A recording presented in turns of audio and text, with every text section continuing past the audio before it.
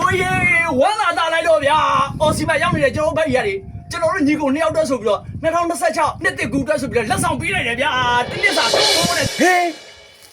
တနစ်စာသုံးဖို့ဟာ